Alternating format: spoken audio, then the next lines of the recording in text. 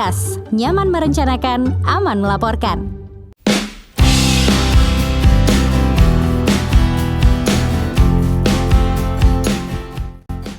Halo, assalamualaikum warahmatullahi wabarakatuh. Berjumpa lagi dengan Pamun, dan di video kali ini kita akan membahas lagi terkait dengan Arkas. Nah, jadi lebih kepada terkait dengan bos salur ya. Jadi kita akan bahas terkait di bos salur. Jadi Bapak Ibu, kemarin itu di aplikasi Arkas ya, kita sudah bahas dari awal instalasi sampai dengan proses menutup BKU dan sebagainya. Nah, jadi kita sudah bahas, dan Bapak Ibu ya, ketika nanti sudah sudah menutup semua data BKU dari mulai Januari hingga Juni ataupun satu tahap ya, itu silakan nanti Bapak Ibu mengecek kembali di bos salurnya ya. Jadi Bapak Ibu silakan nanti buka browsernya, ketik aja di sini bos salur ya di Google-nya, dan kemudian Bapak Ibu klik di bagian ini ya, di bagian ini.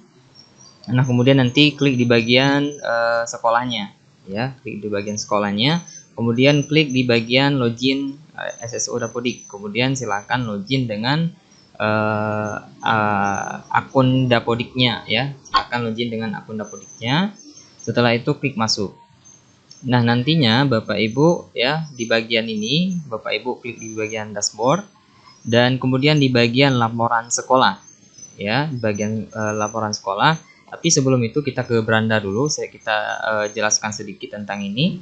Nah, di sini Bapak Ibu sudah ada terkait dengan batas-batas waktu ya pelaporannya. Nah, jadi untuk laporan tahap 2 itu berakhir di 31 Januari 2024 ya.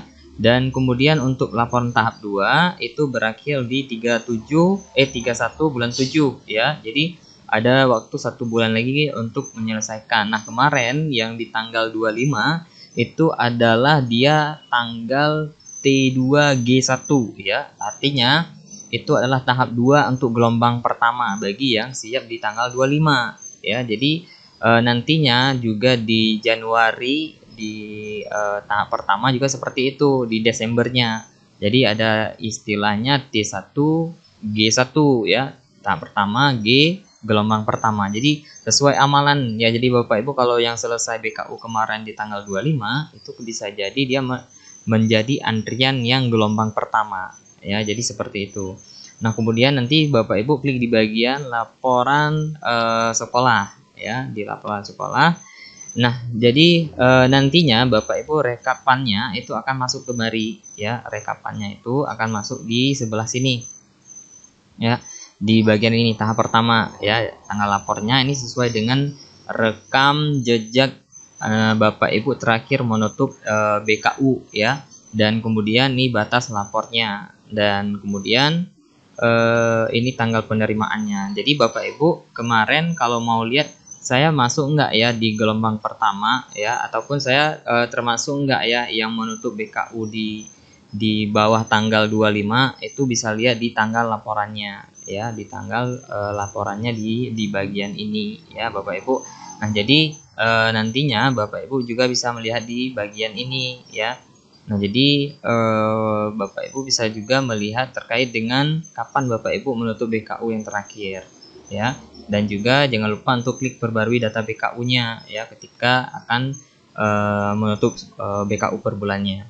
Nah, jadi Bapak Ibu seperti itu cara melihat yang namanya rekapitulasi ya. Nah, kemudian di sini laporan tahap pertama juga ada di bagian ini. Jika ingin melakukan perubahan, lakukan di aplikasi Arkas. Nah, ini tanggal lapornya ya, tanggal lapor ataupun merealisasikan ya semua data BKU di bulan 6. Nah, ini dia ya.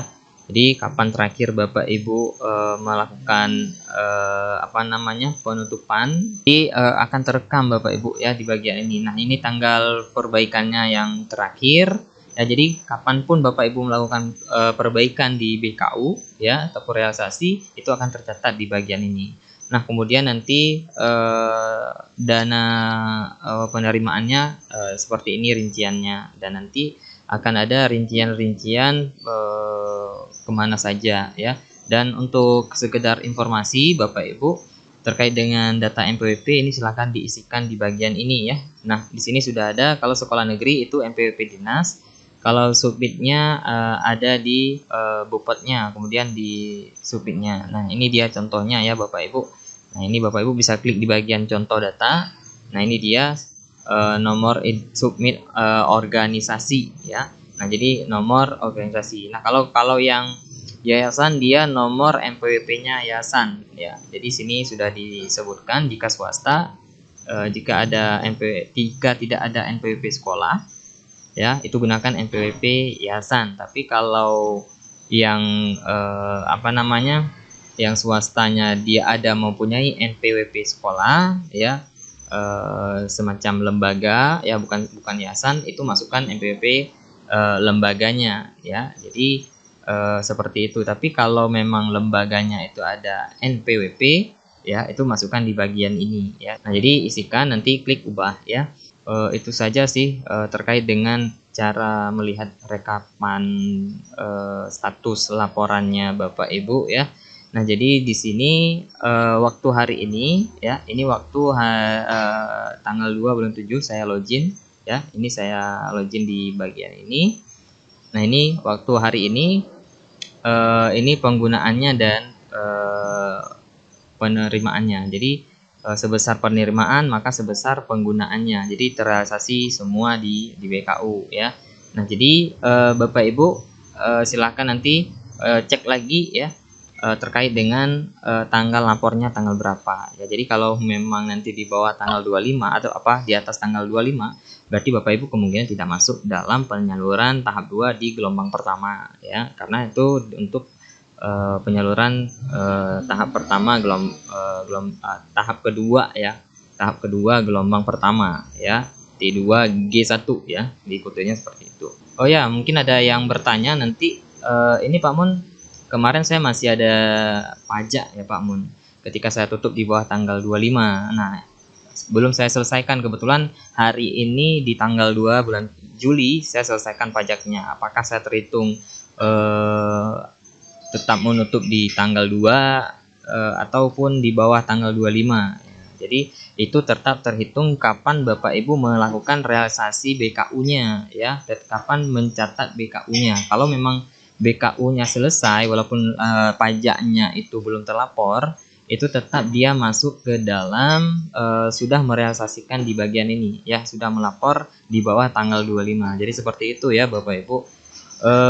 Mungkin itu yang dapat saya sampaikan di video kali ini. Kalau memang Bapak Ibu ada pertanyaan lain, silahkan komen di kolom komentar. Saya Pak Mudiri. Wassalamualaikum warahmatullahi wabarakatuh. Arkas, nyaman merencanakan, aman melaporkan.